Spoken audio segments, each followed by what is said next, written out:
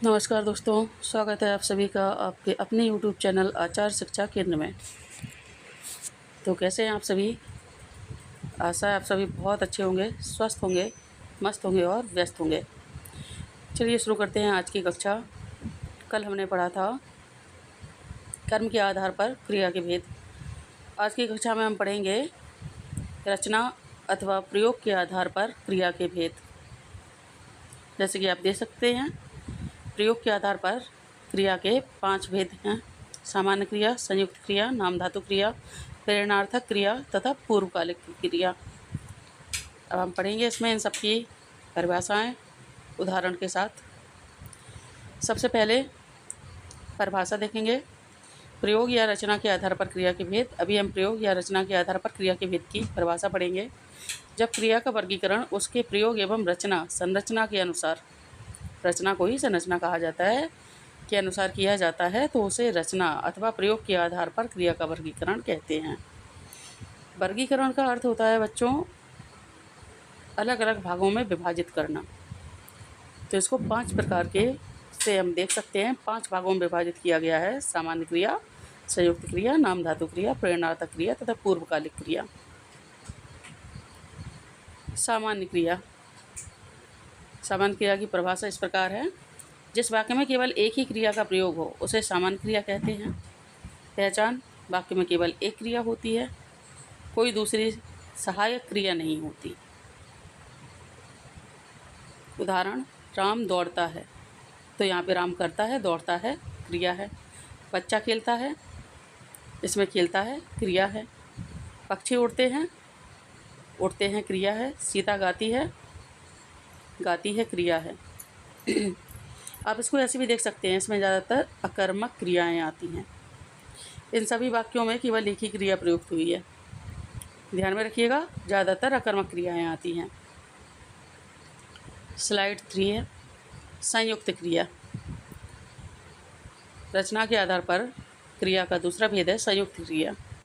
संयुक्त से अर्थ होता है, संयुक्त शब्द का ही अर्थ होता है दो या दो से अधिक से मिलकर बना हुआ। तो नाम से ही स्पष्ट है कि दो या दो से अधिक क्रियाएं मिलकर एक ही क्रिया को प्रकट करें तब उसे संयुक्त क्रिया कहते हैं। पहचान: इसमें एक मुख्य क्रिया होती है और एक सहायक क्रिया होती है और दोनों मिलकर एक ही कार्य के भाव को व्यक्त करती हैं। उदाहरण स्वरूप देखेंगे, वह खाना खा चुका है। खा और चुका दो हैं, दोनों का भाव एक ही है कि उसने खाना खा लिया है। मैं पढ़ लिया हूँ, यहाँ पे थोड़ी सी मिस्टेक है। मैं पढ़ लिया है नहीं होता है, मैंने पढ़ लिया है होता है। अथवा मैं पढ़ चुका हूँ, मैं पढ़ चुका हूँ अथवा मैंने पढ़ लिया है। थोड़ी सी मिस्टेक हुई है ग्रामेटिकल। बच्चा रो पड़ा, वह बैठ गया। क्रिया तो देखने में लग रही है लेकिन एक ही क्रिया को मुख्य रूप से प्रकट कर रही हैं, एक ही क्रिया का भाव दे रही हैं। तो ये सारे उदाहरण आपके संयुक्त क्रिया के हैं। ध्यान देने वाली बात है, अलग अलग क्रियाएं मिलकर एक ही क्रिया का अर्थ देती हैं।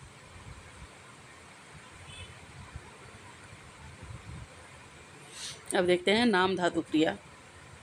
नाम धातु क्रियाएं जो होती हैं ये संज्ञा, सर्वनाम अथवा विशेषण से बनती हैं। मूल क्रिया शब्द नहीं होते, इनका मूल होता है या तो संज्ञा शब्द, या तो सर्वनाम, या तो विशेषण। पहचान होती है, मूल शब्द क्रिया नहीं है, बाद में वह क्रिया रूप धारण कर लेता है। जैसे हाथ संज्ञा है, हाथ से बन गया हथियाना। बात संज्ञा है, बतियाना बन गया। लात से लतियाना बन गया। अपना से अपनाना बन गया।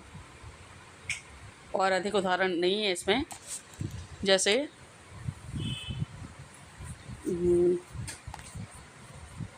मिठास,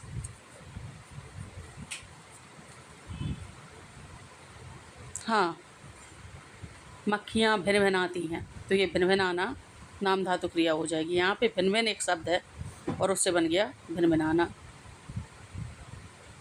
अपना यहाँ पे सर्वनाम,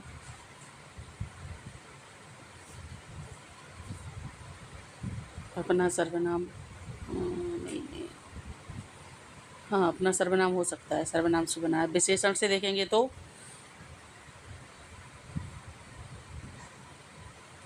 जैसे खाली विशेषण हो गया खाली, भरा, तो उससे बन जाएगी क्रिया खलियाना, भराना। इस तरीके के शब्द बन जाते हैं।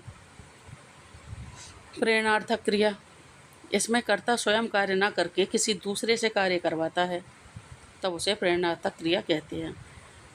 इसमें दो कर्ता होते हैं एक तरह से, एक प्रेरक कर्ता होता है, एक प्रेरित कर्ता होता है। तो जो प्रेरक कर्ता होता है वो प्रेरित कर्ता को कार्य करने के लिए प्रेरित करता है।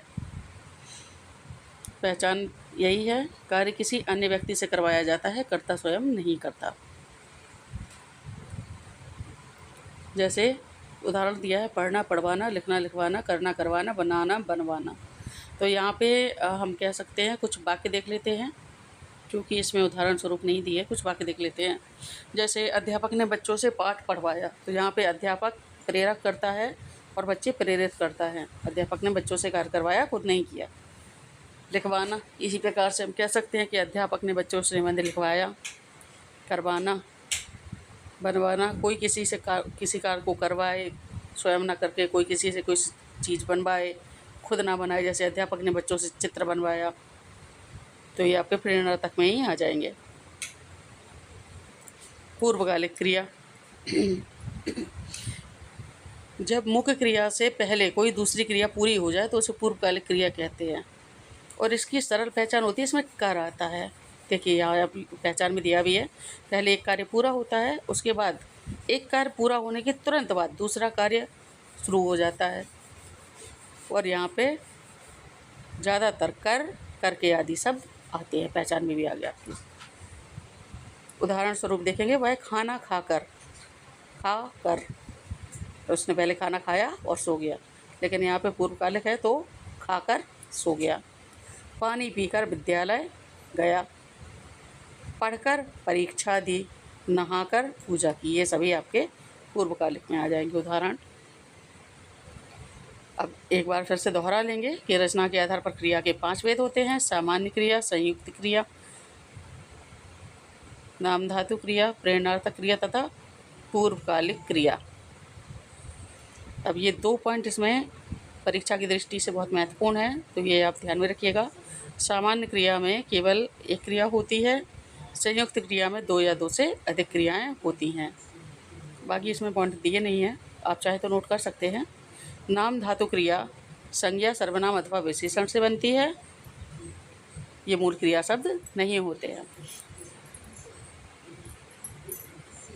प्रेरणार्थक क्रिया में कर्ता स्वयं कार्य नहीं करता है, दूसरे कर्ता से करवाता है।